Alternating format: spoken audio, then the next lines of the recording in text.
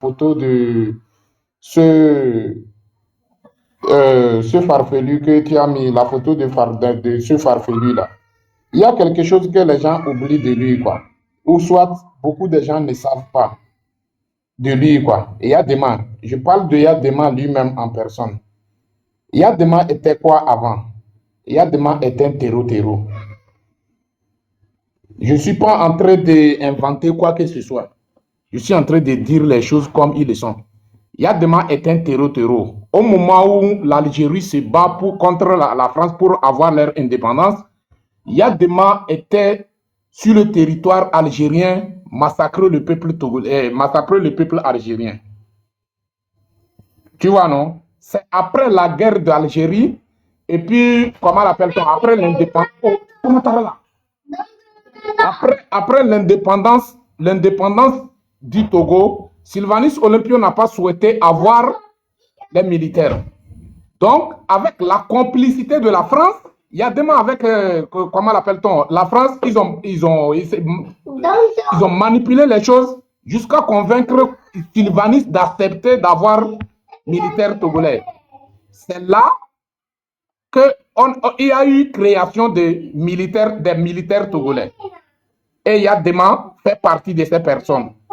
Mais attendez. Ce que vous êtes en train de nous dire, monsieur Dissoro, en réalité, pendant la guerre d'Algérie, le soldat Yadema Yassine, il a été recruté par la France pour aller combattre les Algériens au profit de la France. Oui. Donc, c'est comme des miliciens, les voyous qu'on recrute un peu partout là, comme des Bob Denard qu'ils ont recruté pour essayer de déstabiliser le pouvoir de Mathieu Kérékou au Bénin. Donc, il a été recruté comme ça. Vous voyez, non? Ouais. Vous voyez, finalement, qu'il est de retour. Le jeune État togolais, qui a à sa tête son excellence, Sylvanus Olympio, n'avait pas voulu les recruter dans l'armée togolaise. C'est ça la réalité. Ouais. Donc, ils se sont fait manipuler par la France pour déstabiliser le Togo. Il y a quelque chose de très important que je dois parler parce que, comme tu es en train de faire l'histoire de Yadema, c'est très important de parler de ça. Oui. Quand ils ont assassiné Sylvanus Olympio, là, oui. Quand ils ont tiré les balles sur lui, là, oui. Yadema ne croit pas qu'il est mort.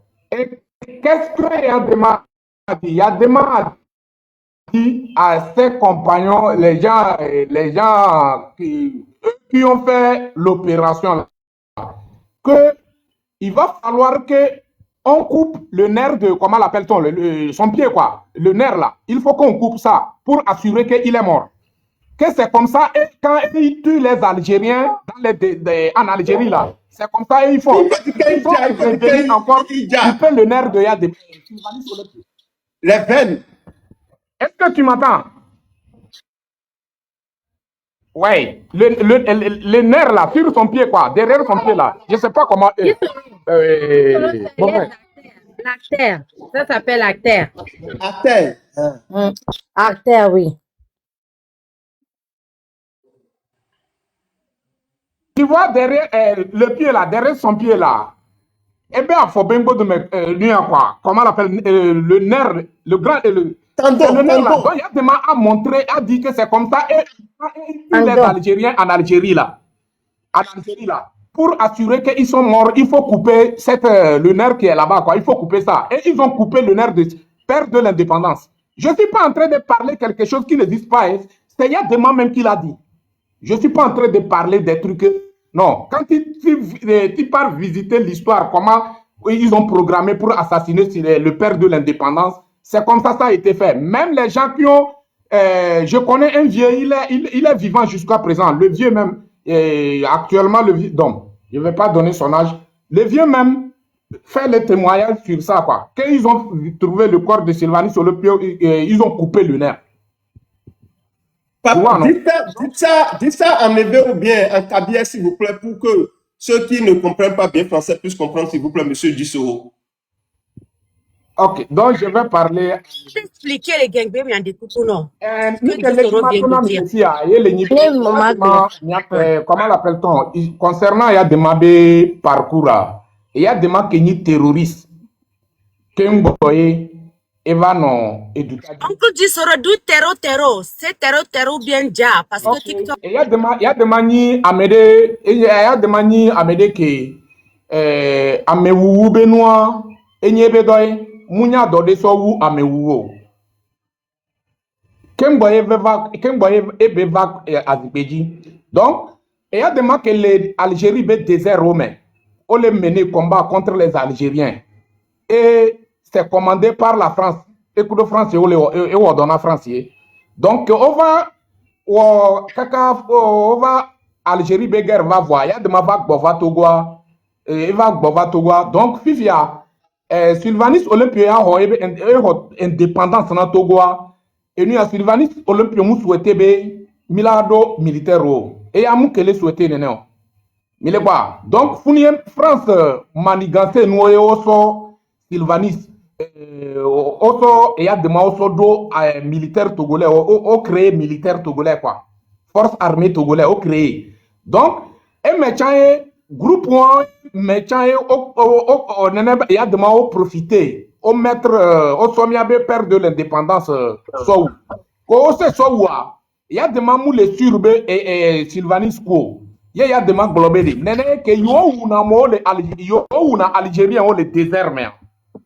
Il y a pour être sûr que Améakwa il faut qu'on la fousse ebe afobé et quoi.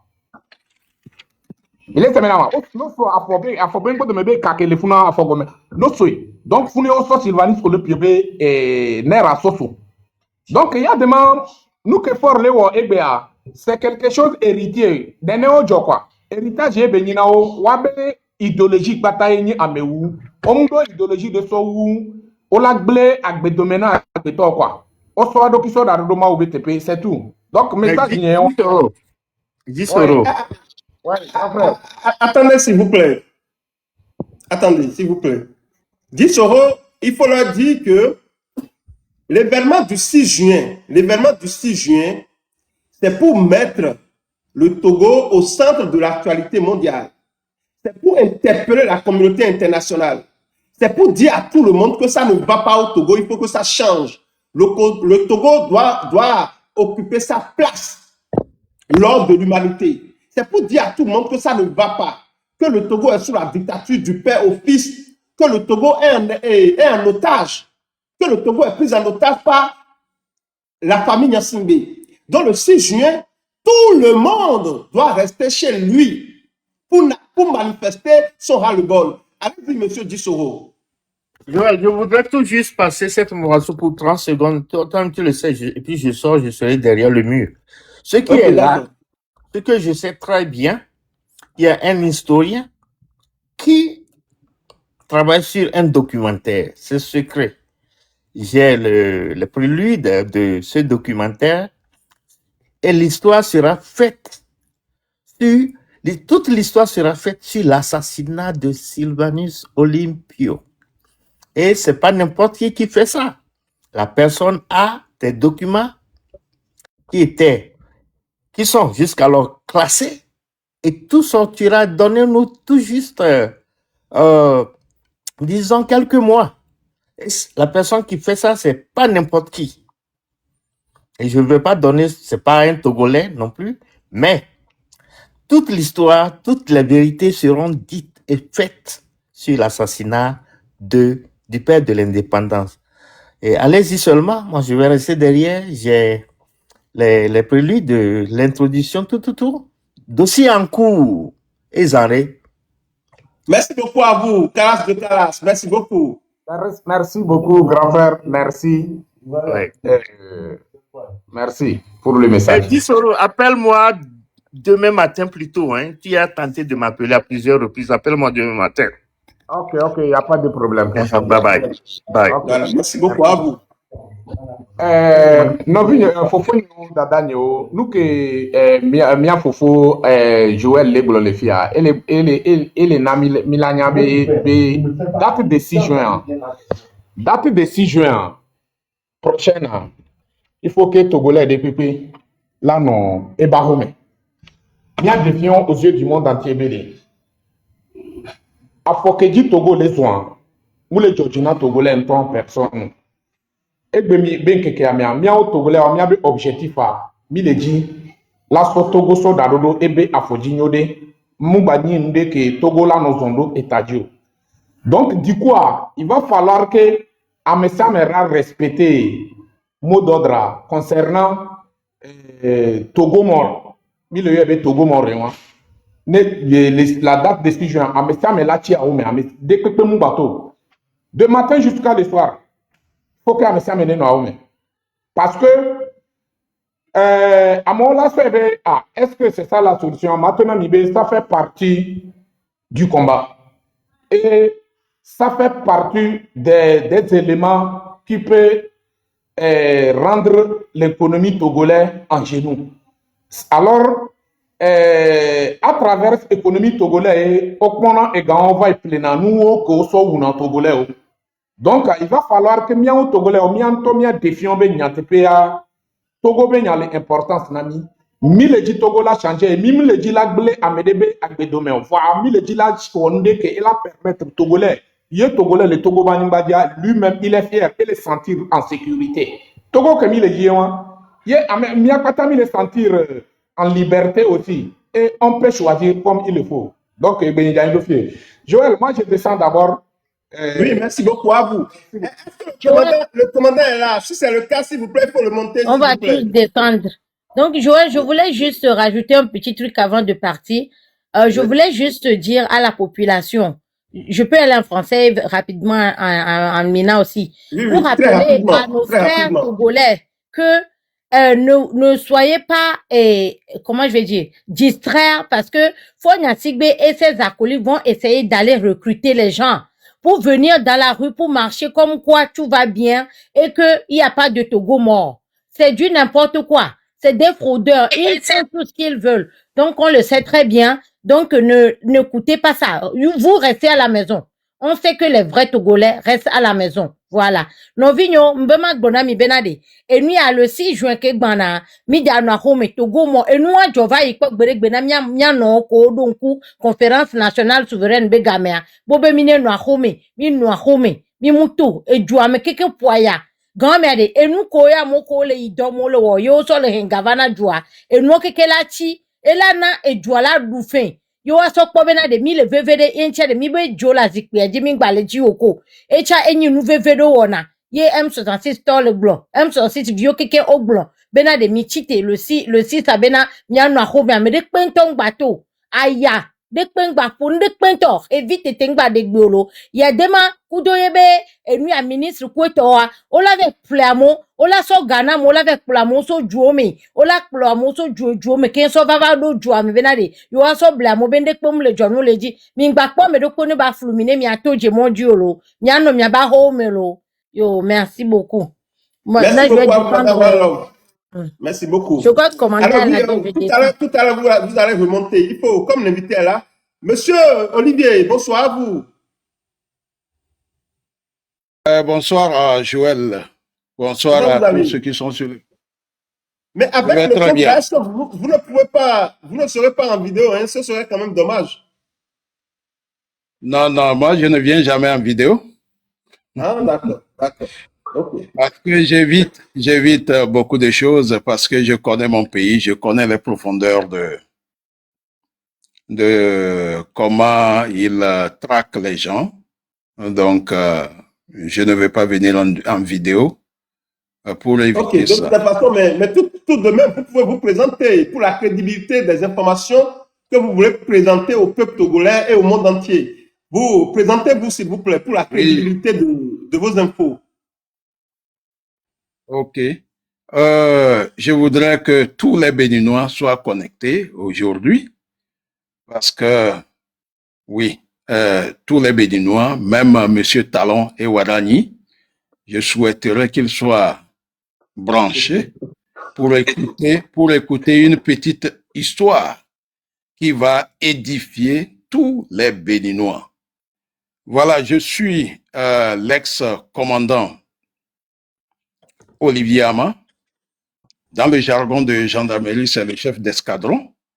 Olivier Ama Poko. J'ai fait l'armée togolaise. Depuis 13-14 ans, j'ai été enfant de troupe. Jusqu'à devenir officier à partir de 1992. 93-94, je suis reparti, bon, officier en 92. Partagez le live, s'il vous plaît. De graves révélations. Permettez-moi, monsieur mon commandant, s'il vous plaît. Je demande à ceux qui nous écoutent en ce moment de partager le live, s'il vous plaît. Partagez, tapotez. Tapotez, partagez. Plus de cœur attire plus de spectateurs. Le commandant veut faire de graves révélations. De graves révélations, s'il vous plaît. Partagez le live. Je veux voir les partages, s'il vous plaît. S'il vous plaît. Partagez le live pour la libération de l'Afrique. Partagez, tapotez, partagez le live, s'il vous plaît. Partagez le live pour le commandant, s'il vous plaît. Donnez la force à ce live. L'heure de la vérité a sonné. Nous sommes à l'aide du vaisseau. Tout ce qui est caché sera révélé. Nulle place pour la manipulation. Nulle place pour le mensonge. L'heure de la vérité a sonné. Partagez le live, chers amis. Partagez, tapotez, partagez. Le commandant est là pour nous donner de vraies informations, de graves révélations concernant le gouvernement, le régime dictatorial de Paul Yassimbe et le Bénin. S'il vous plaît, partagez le live, partagez, tapotez, partagez. Merci beaucoup à vous. Merci. Mon commandant, allez-y. Voilà, donc, merci beaucoup. J'ai fait la garde présidentielle et plusieurs unités au Togo avant de devenir gendarme à partir de juillet 1994. Voilà. Et je le dis au passage, j'ai fait mon stage d'application gendarmerie avec 4 Béninois, dont l'ancien chef d'état-major Awal Naïmi, qui fut chef d'état-major sous le régime de Yaïboni. Voilà.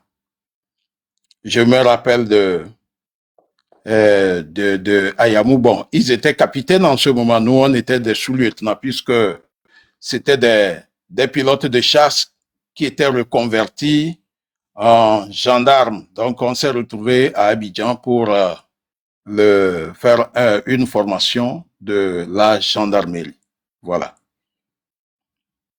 Oui, qu'est-ce qui m'amène à parler ce soir?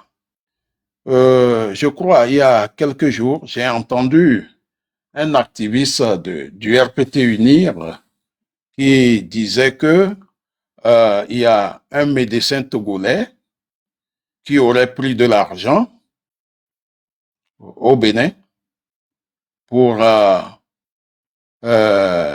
financer le meeting de la fois dernière de l'opposition togolaise du samedi passé, et que l'argent là aurait atterri également dans les poches des 4 mousquetaires du M66. Voilà. Et ensuite, il a ajouté que le régime du Togo, en fait, ne chercherait pas à anéantir ou à éteindre ces 4 mousquetaires, plutôt que M. Faure Gnassingbé les protège. En tout cas, c'est sa sortie de la fois dernière là qui m'a poussé à venir aujourd'hui dire à tout le Bénin, parce que les Béninois ne savent pas comment le régime du Togo leur est nuisible, surtout lorsque les présidents béninois résistent ou ne veulent pas obéir au régime du Togo. Voilà. Donc, vous savez, au temps de la révolution, nous étions tous des enfants et nous savions que les relations entre le révolutionnaire Kérékou et le feu et Adema étaient des relations en zigzag, des fois tendues, des fois un peu apaisées. Voilà. Donc, après la conférence nationale du Bénin et après les élections de 91, M. Kérékou fut battu et il s'est retiré pratiquement dans son village et parfois à Cotonou. Nicéphore Soglo est venu au pouvoir à partir de 91, je pense. 88, 91, 92. 91, il était profondément démocrate, alors qu'en ce moment, au Togo, ça chauffait et les opposants étaient traqués. Donc, Nicéphore étant un démocrate averti, il a, je dirais, recueilli les Togolais qui fuyaient la répression. Voilà. Donc, durant quelques années,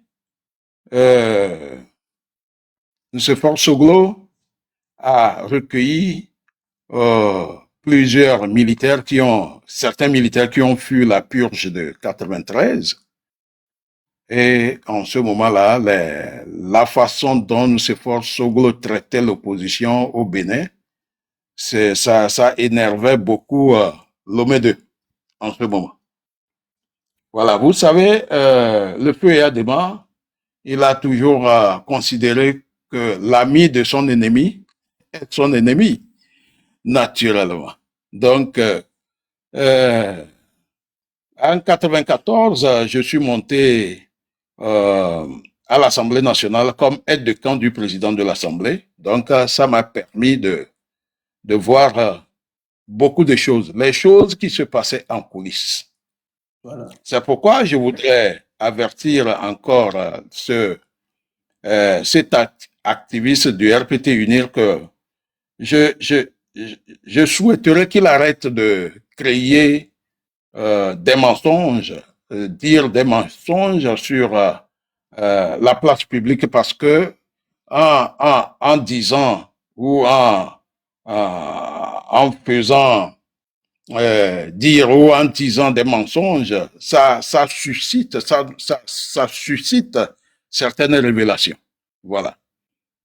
S'il dit la vérité, c'est sans problème. Il n'y a pas de problème. Mais quand il ment, ça nous amène à sortir. Parce qu'ils sont jeunes, ils sont très jeunes, ils ne connaissent même pas l'histoire, ils n'ont pas d'information, ils n'ont aucune information.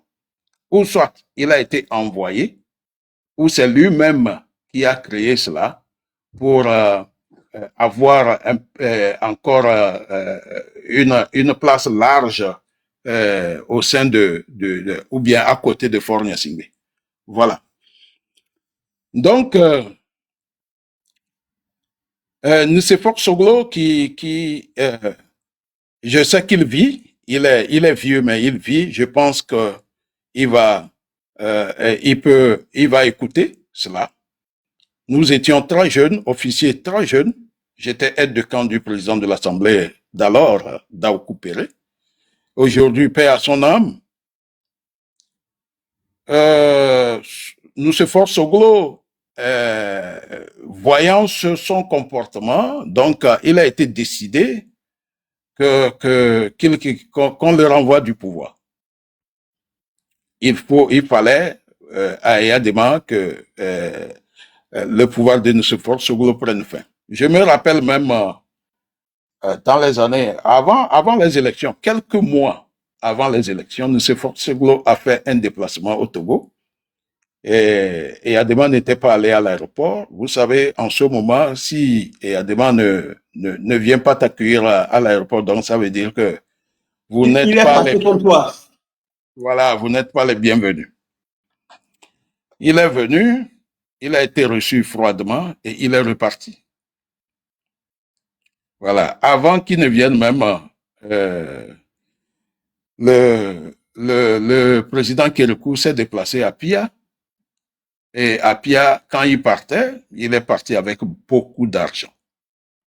D'argent même dans les cantines. Et il est passé par Ketao, il est rentré au Bénin. Et je pense même que le chef de douane à la frontière de Ketao a été sanctionné même pour ça. Béninois, le Béninois qui était à Ketao a été sanctionné. Non, attendez, mon commandant, s'il vous plaît. Vous êtes en train de nous dire que, en réalité, lui. Mais nous, les Béninois, nous savons que c'est vrai, mais que les Français, la France était fâchée contre le président Soglo parce que les opposants d'alors, les opposants du président Soglo, sont partis mentir à la France. Ils ont tout fait pour faire tomber Soglo. Mais pour que la France puisse faire tomber Soglo, la France est passée par le poulain de Lomé 2 et Yadema Nyassimbe. Donc, le président Kérékou, vous êtes en train de nous dire ici ce que vous nous révélez. Chers amis, sur la NENDA, il faut bloquer ce compte-là, respecter les consignes communautaires. Donc, le président Kérékou est parti voir Yadema Nyassimbe à Kara. Yadema Nyassimbe lui aurait remis beaucoup d'argent et qu'il est retourné au Bénin avec beaucoup d'argent. C'est ça ce que vous êtes en train de nous dire? Absolument. C'est ça. Ok, allez-y. Donc, cet argent était destiné pour la campagne. Je suis en train de parler pour que cet activiste sache que, en fait, ce qu'il a dit, c'est le régime togolais qui pratique cela. Donc, Nicéphore Soglo, n'étant pas en odeur de sainteté chez Eyadema. Avec la France? Oui, bon, avec la France, moi, je ne peux pas le confirmer parce que je savais, j'entendais, je voyais des choses. Voilà. Et Nicéphore Soglo n'était pas dans de bonnes grâces de Eyadema. Et je savais que en ce moment, quand vous êtes un chef d'État dans la sous-région, vous n'obéissez pas à Eyadema, il vous envoie des abeilles. Donc, voilà, Monsieur Kérékou, en ce moment, n'était plus président. Il est arrivé à Pia, c'était une fête. Et il est parti avec des poches pleines.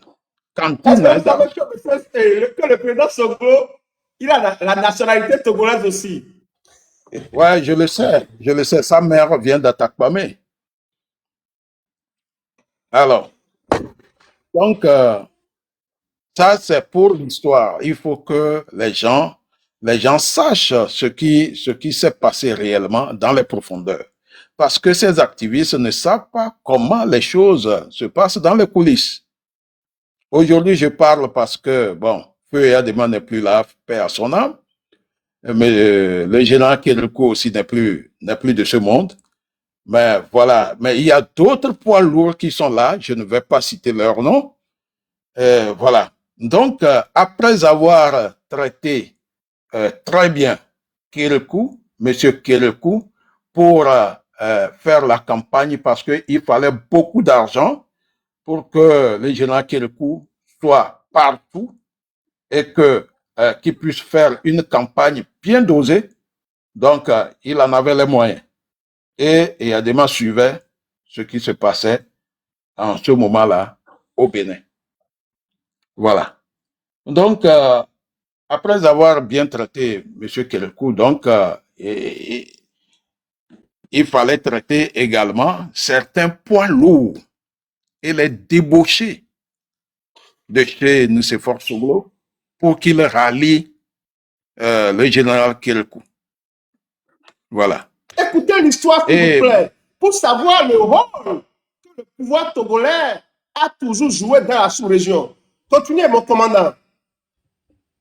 Donc, aujourd'hui, nous le disons, certains poids lourds du Bénin étaient très proches de mon patron, mon feu patron Daoukou Péré.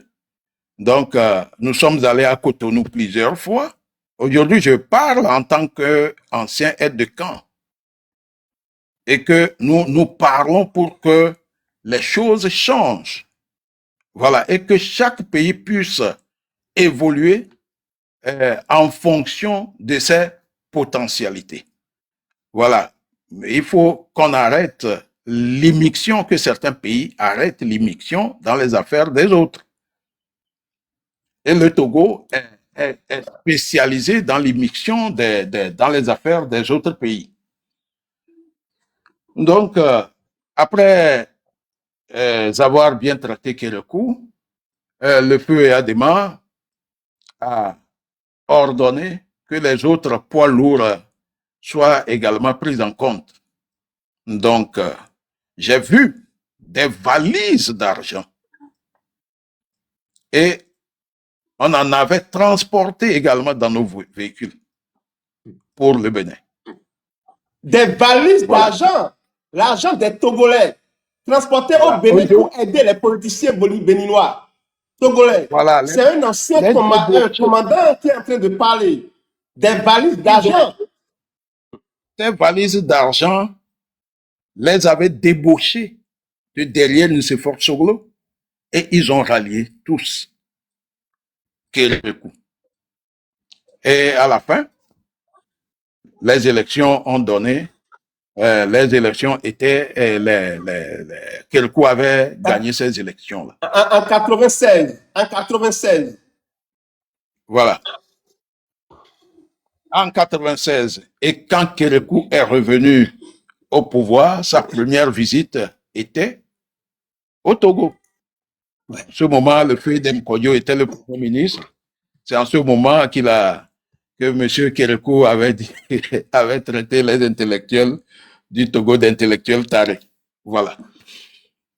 Donc, nous étions dans la salle. Nous étions très jeunes, on ne nous calculait même pas. Mais j'étais... C'est-à-dire, le Togo et le Bénin, c'est la famille, normalement, c'est la famille. Mais le Togo joue le mauvais rôle dans la sous-région. Le régime togolais joue le mauvais rôle. Sinon, le Togo et le Bénin, nous sommes des frères et sœurs. C'est la famille. Vous vous rappelez aussi, je ne sais pas si le capitaine Tawes vit encore. Hein. Entre-temps, je savais qu'il était député. Bon, vous connaissez le nom Tawes. Il avait tenté quelque chose dans ces moments de pouvoir de Nicéphore Soglo. Il avait tenté quelque chose, ça n'a pas marché. Puis bon, il s'est réfugié à Accra. C'est à Accra, il a fait tout son temps. C'est quand Kérékou est revenu au pouvoir qu'il est rentré. Voilà. Vous entendez des révélations. Kara. Aujourd'hui,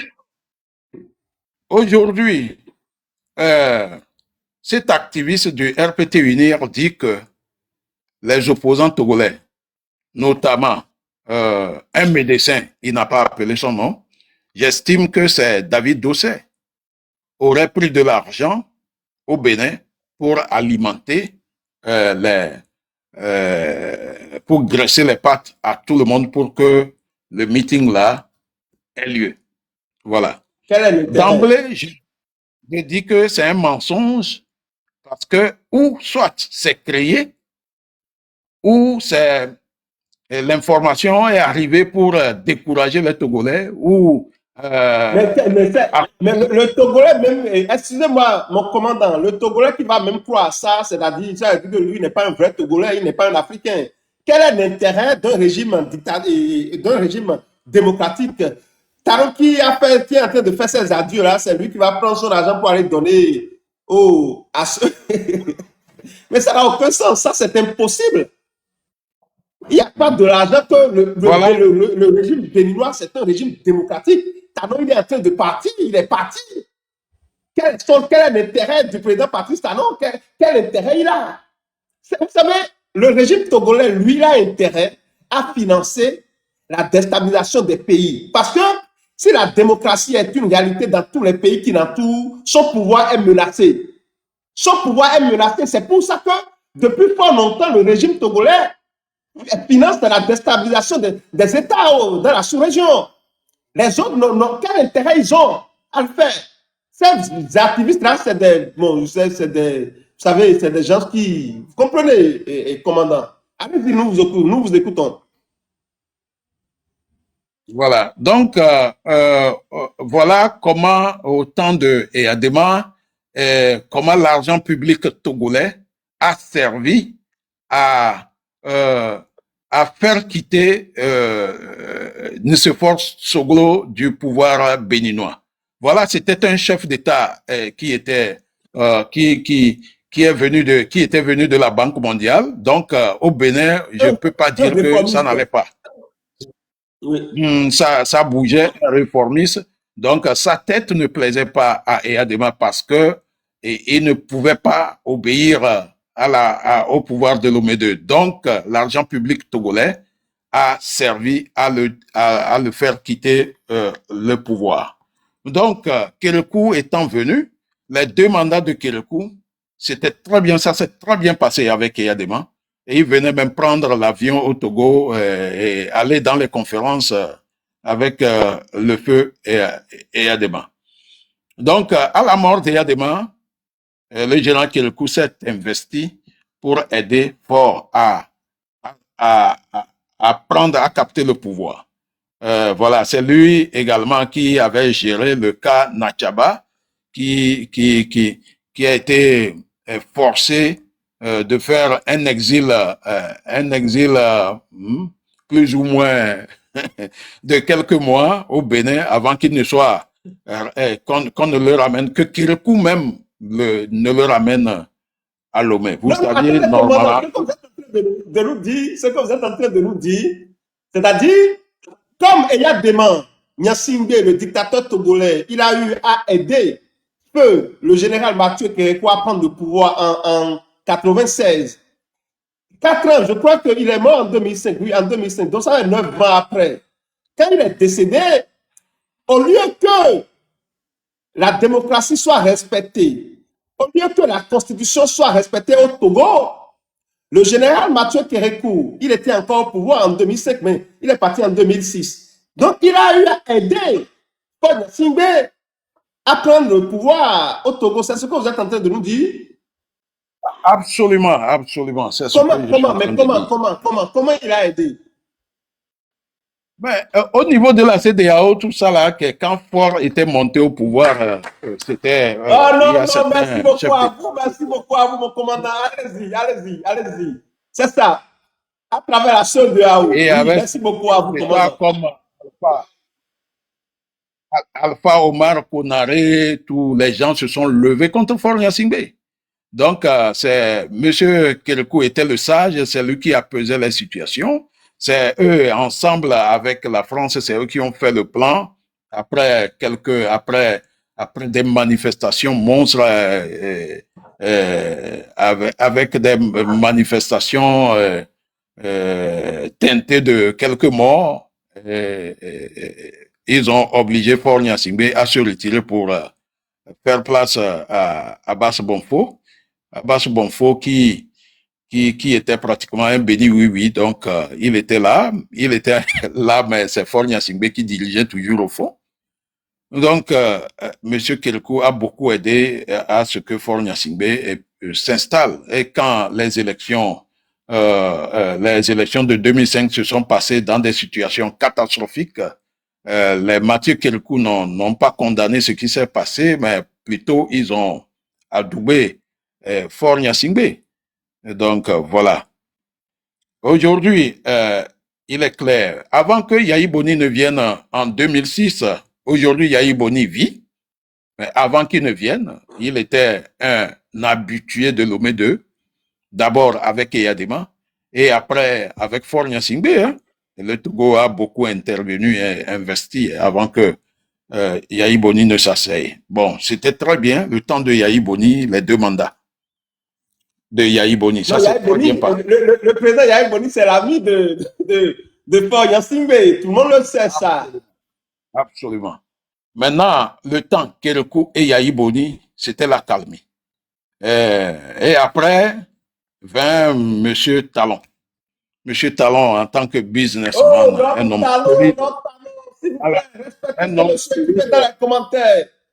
Nom de vie. Un homme solide dans la tête. Le président Patrice Talon, écrivez ça dans les commentaires, s'il vous plaît. pour ce monsieur.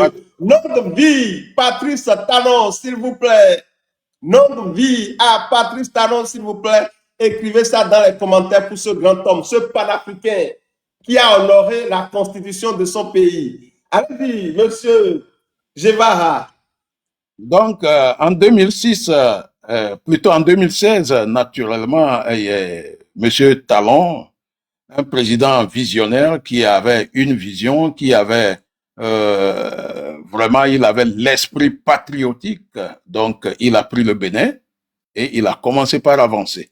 Je pense que dans ces 10 ans de pouvoir, je peux compter le nombre de fois il a mis pied au Togo. Je pense que c'est 2 ou 3 fois. 2 ou 3 fois. Et parfois, lui-même, il conduit sa Range Rover pour arriver à Lomé. Mais donc, ça, c'est au cours du premier mandat. Mais deuxième mandat, il n'a jamais mis pied au Togo. Voilà, je pense que après le départ de Yahi Boni, donc certains proches de Yahi Boni étaient allés à Lomé. Parce que vous savez, quand les relations ne sont pas très bonnes, Lomé même octroie du travail, du boulot à certains qui sont opposés au régime, souvent au régime. Par exemple, au Bénin, Madame Rekia Madougou était arrivée à Lomé et elle avait pour mission de faire en sorte que le Togo soit éligible pour le Millennium Challenge Corporation. Voilà, elle est arrivée. Elle est arrivée. Elle a fait tout. Ça n'a pas marché.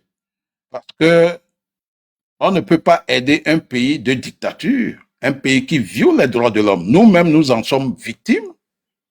On ne peut pas forcer les Américains à déverser de l'argent dans une dictature. Donc, ils ont tout fait. Ça n'a pas marché. Et maintenant, Monsieur Talon étant un récalcitrant contre le régime togolais, qui ne veut rien entendre ni exécuter quoi que ce soit venant du Togo. Voilà, il va falloir, puisqu'il est gênant, il va falloir l'enlever. Donc, vous êtes en train de nous dire, mon commandant, que comme le président Patrice Talon n'obéit pas au régime de Lomé, au régime dictatorial de Lomé, il fallait l'enlever. Absolument. Donc, c'est pour cela, Madame Rekia, aussi, on lui a donné beaucoup d'argent pour qu'elle vienne prendre le pouvoir. Voilà. Je pense que Monsieur Talon a été très smart et il a dû anticiper sur tout. Elle a rencontré garçon, voilà. Elle a rencontré garçon, elle a rencontré garçon, elle a rencontré garçon, elle a rencontré garçon. Allez, mon commandant. Et selon les informations, M. Faure Gnassingbé a fait des pieds et des mains partout dans la sous-région chez certains chefs d'État. M. Talon n'a pas bougé d'un iota. Voilà. Aujourd'hui, M. Talon étant un homme que Lomé 2 ne supporte plus, je pense qu'ils sont montés d'un cran. Ils sont montés d'un cran jusqu'au 7 décembre. Donc, selon le journaliste d'investigation Ferdinand Ité, le 7 décembre, la nuit, là, il y avait une télévision au Togo qui retransmettait en direct ce qui se passait au Bénin. Et comme ça n'a pas marché, tout le monde, je pense, le sait aujourd'hui. Et selon le journaliste là, ce journaliste d'investigation, le colonel Tigri aurait élu domicile au Togo. Voilà. Il serait à Lomé, selon les informations. Donc, s'il est à Lomé, c'est que il y a un doigt de Lomé 2 dans cette histoire. Surtout que l'argent du contribuable du Togo n'est pas contrôlé par les Togolais et que le prince en dispose comme il veut. Donc, ils utilisent l'argent du contribuable pour changer les régimes. Je dirais changer certains régimes qui ne les obéissent pas. Voilà. Donc, pour Monsieur Talon, voilà, l'argent du contribuable togolais a servi également à chicaner son pouvoir à travers Madame Rekia et aujourd'hui à travers les événements du 7 décembre. Donc voilà. Donc je pense que j'ai démontré, j'ai plus ou moins démontré que c'est plutôt le Togo qui utilise l'argent du contribuable, le régime togolais qui utilise l'argent du contribuable pour corrompre, débaucher, changer, si c'est possible, les régimes dans certains pays de la sous-région. Et que le régime, les différents régimes béninois n'ont jamais donné l'argent. En tout cas, ce que je sais, n'ont jamais donné l'argent. Ils n'en ont pas. Nous, on n'a pas de ressources comme Lomé. C'est normal. Voilà. Ils vont trouver ça où? Pour donner. Non seulement ils n'en ont pas, c'est qu'au Bénin, on ne sort pas l'argent n'importe comment. Merci beaucoup. Pour faire n'importe quoi avec. Donc, en toute sincérité, que ces activistes, je pense qu'ils n'ont qu'à bien réfléchir avant de sortir certaines histoires à dormir debout. Voilà. Donc, ça, c'est ma réponse pour cet activiste. Juste lui montrer. Cet activiste est garé, qui ne connaît pas l'histoire de son pays. C'est le régime togolais qui se comporte de la manière dont il a décrit le régime béninois. Je continue en disant que cet activiste a dit que, en fait, Faure Gnassingbé ne cherche pas à faire quoi que ce soit aux membres du M66 et que Faure Gnassingbé les protège. J'ai regardé jusqu'à, je me dis que celui-là, il sort d'où même? Est-ce qu'il connaît même le régime du Togo? Je pense qu'il ne le connaît pas. Hein? Il le défend comme ça, mais il ne le connaît pas. Donc lui, il est trop petit pour comprendre, en fait, en réalité. C'est un enfant perdu. Ce monsieur, il est trop petit pour comprendre quoi que ce soit, mon commandant. Il est très jeune. Est-ce qu'il connaît même Faure Gnassingbé? Est-ce qu'il le connaît? Non, du tout pas. Vous savez, c'est un médiocre à qui on a remis de l'argent et il raconte de n'importe quoi sur les trucs là. C'est ça. C'est un médiocre, un incompétent, un médiocre. Il a trouvé de l'argent, bon voilà, il fait le zélé sur la toile. Il ne comprend rien du tout. Est-ce qu'il sait que Faure Gnassingbé, le livre qu'il a le plus lu dans sa vie, c'est le Machiavel? Est-ce qu'il le sait? Voilà. Celui qui lit Machiavel, lui-même, il est Machiavel. Voilà. Les assassinats à l'extérieur du Togo. Et qu'est-ce qu'il en sait? Et il dit que non, Faure Gnassingbé plutôt les protège. Il ne peut pas les assassiner. Personne ne les cherche. Est-ce qu'il sait comment ces 4 mousquetaires-là sont très écoutés au Togo? Déjà, quand il y a quelqu'un qui est écouté au Togo et qui n'est pas du régime, il devient automatiquement une cible. Ouais. Voilà. S'il ne le sait pas, je le lui dis aujourd'hui, il devient une cible. Et le système de Faure Gnassingbé, comparativement au système de son père, eux-mêmes, ils l'ont dit à l'arrivée de Faure Gnassingbé. Mais tirer sur un homme que ça fait trop de bruit et que les gens sont alertés, voilà. Mais il y a une autre manière de procéder. Voilà. Sans faire du bruit. On va t'éteindre sans faire du bruit. Voilà. Au temps de son père, on tire. Attendez, mon commandant. Vous savez que Madame Grace Koumaï, elle a témoigné que quand on l'avait arrêté, les gendarmes nous ont dit, si elle ne fait pas attention, on va lui faire une piqûre et voilà, elle va se retrouver à la mort. Vous parlez de cette façon de déteindre les gens? Non, pas tellement ça. Ça aussi, piquer, c'est trop visible. C'est l'empoisonnement. Ok. L'empoisonnement. Voilà, là, ça ne fait pas du bruit.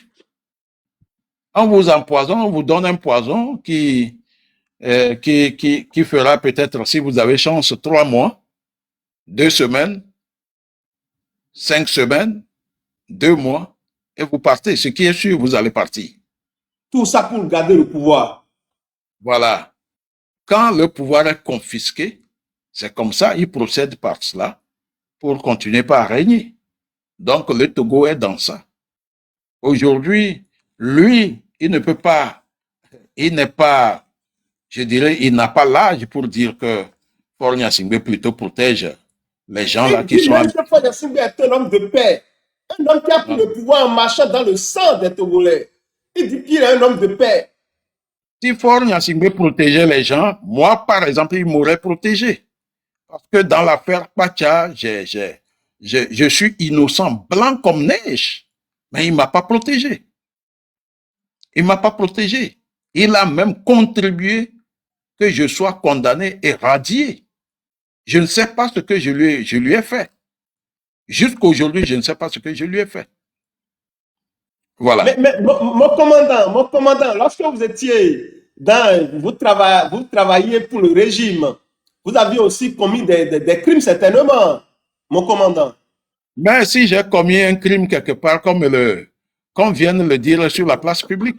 Est-ce que vous n'avez pas servi le régime, vous n'avez pas été zélé, comme ceux qu'on voit qui tirent sur la population, qui tabassent les gens? Est-ce que vous n'aviez pas aussi fait ça dans le passé? Mais c'est le passé, mon commandant.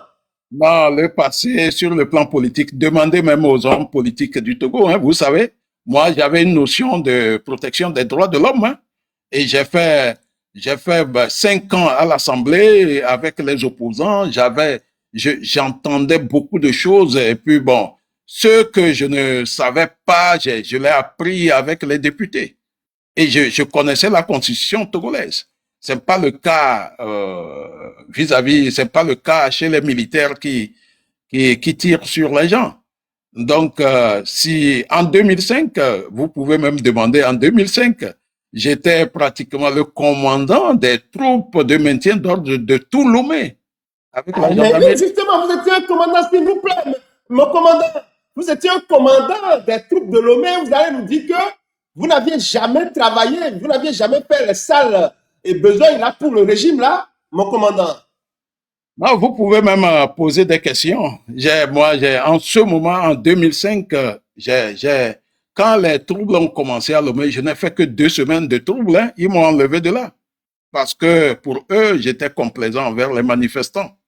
J'ai fait 0 mort durant les 2 semaines. Ils m'ont renvoyé de là. Non, attendez, mon commandant, vous venez de donner le dossier du régime. Maintenant, on va demander aux gens s'ils ont des dossiers sur vous. Puisque ceux qui ont travaillé pour Faure Gnassingbé là, moi je ne fais pas confiance. Mais quand même, on vous donne le bénéfice du doute. Alors, si vous avez des gens ici qui ont des dossiers sur ce commandant là, s'il vous plaît, faites. Monsieur Joël. Mon commandant. Vous pouvez même demander à n'importe qui sur le plan politique au Togo. Mon nom ne figure pas. Je vais parler avant qu'il ne parle. Hein. Si je ne vais pas donner le nom, ou bien les noms des gens, chez qui je me suis bien renseigné à propos du commandant. Hein. Lui-même, il connaît au moins 2 personnes qui sont proches de moi, avec qui il a travaillé, avec qui, que ces personnes qu'il a gardées, au moins 2, qui m'avaient, en tout cas, en toute sincérité, donné de très bons témoignages à ce gars. Et puis, au début, avant que lui et moi ne commence à parler, j'ai eu beaucoup à me renseigner sur lui. Lui-même, il sait. Ces 2-là dont je parle, il y a au moins un qui est mort tout récemment, mais il sait de qui je parle, je ne vais pas les nommer ici. On m'avait dit que c'est plutôt lui qui entendait qui filait le régime pour donner des informations à l'opposition. Il sait, je ne vais pas les mentionner, il sait de qui je parle, c'est de... Je m'arrête.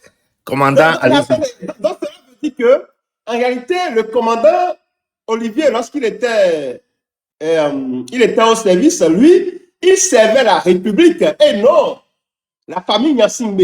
Il servait la République. Il a servi dignement. Je le dis, il a servi dignement. Et je me suis renseigné beaucoup sur lui. C'est parce qu'il ne prouve pas que c'est un prophète, mais au fait, c'est un prophète que vous avez ici. Je me suis bien renseigné sur lui. Lui-même, il sait ces deux personnes dont je parle déjà.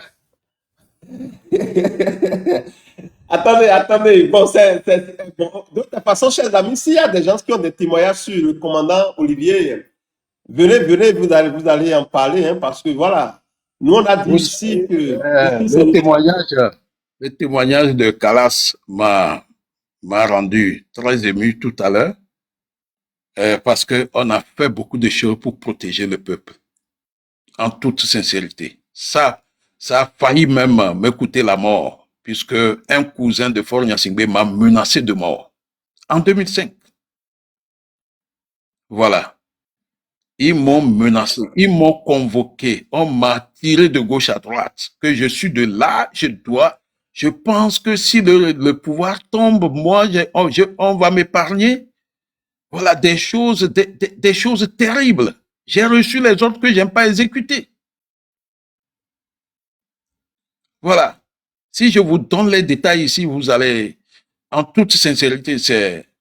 Non, c'est mon commandant, dites-nous, quels sont ces ordres-là qu'on vous avait donnés et que vous aviez refusés? Quels étaient ces ordres? Il faut dire ces ordres-là au peuple togolais pour que le peuple togolais, le peuple béninois puisse savoir en réalité l'ordre que ce régime donne aux militaires. Quels étaient ces ordres-là que vous avez donnés et que vous aviez dit non, je ne fais pas?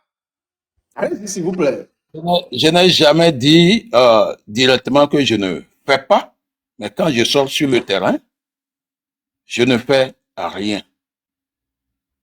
Voilà, je ne tue pas, parce que il y a des moments, on peut vous dire de faire baisser la tête de l'opposition, parce que on a même dit que c'est moi, mes actions qui faisaient que beaucoup de gens sortaient davantage dans Lomé et ses environs, que c'est moi qui encourageais la population de sortir. J'ai été accusé partout, comme ça. Donc, je ne peux pas donner les détails pour les ordres que je recevais, mais peut-être je suis en train d'écrire quelque chose, ça peut être dedans. Donc, recevez ça comme ça, que en 2005, j'ai refusé de tuer. Et j'ai eu des amis, quand le commandant parle, faites quelque chose, soutenez, montrez au commandant que ce qu'il dit, que ça vous touche, sa sincérité vous touche, montrez ça s'il vous plaît. Ce n'est pas novelas, tapotez, partagez, donnez la force à ce panel s'il vous plaît. Merci beaucoup à vous, Janou. Donc, commandant, est-ce que vous croyez qu'il y a encore aujourd'hui des hommes comme vous au Togo, c'est-à-dire des militaires, des gendarmes, des policiers qui sont comme vous, qui ont votre moralité au moment où vous étiez là-bas? Est-ce que vous pensez qu'on a des gens comme vous là-bas aujourd'hui? Oui, je pense qu'il y en a. Il y en a, mais ils ont, je pense que le noyau dur a la même mise sur tout le monde, hein. Le noyau dur. Je reviens en arrière pour dire même que quand j'étais à la garde présidentielle, lors de la purge de mars 93, il y a d'autres qui sont à la retraite aujourd'hui, mais c'est grâce à moi, ils ont vécu. Ils ont survécu. J'ai sauvé beaucoup de militaires. Et c'est les militaires du sud, du centre. Et les gens, d'autres sont là aujourd'hui, ils sont à la retraite. Si je n'étais pas là, on les aurait exécutés. Voilà. J'étais sous-lieutenant et j'avais 26 ans. En ce moment, 25 ans. Oui, mais j'avais 25 ans. J'ai réussi à protéger les gens. Le commandant Fondoumi a été protégé par le feu colonel Edjeou. Voilà. Quant à la mort d'Ameï, d'Akbo, tout ça là, dans leur quartier d'officiers, Nous savions ce qui s'est passé. Comme ATP a été lynché, ça suffit comme ça. Donc, c'est pour dire à monsieur, l'homme du RPT le jeune du RPT qui est en train de dire des choses, que le régime de Faure Gnassingbé est un régime qui tue. Voilà. Et Si ce vous avez régime, quelque chose, si vous avez quelque chose, si vous avez des conseils à donner à vos collègues qui sont actuellement là, qui travaillent aujourd'hui à Lomé, et quels conseils vous allez leur donner?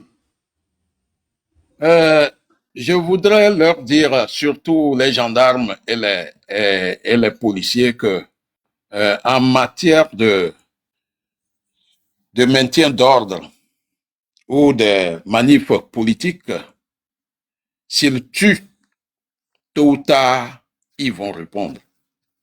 Sauf s'ils meurent. Mais s'ils sont vivants, lors des manifs à caractère politique, même s'ils reçoivent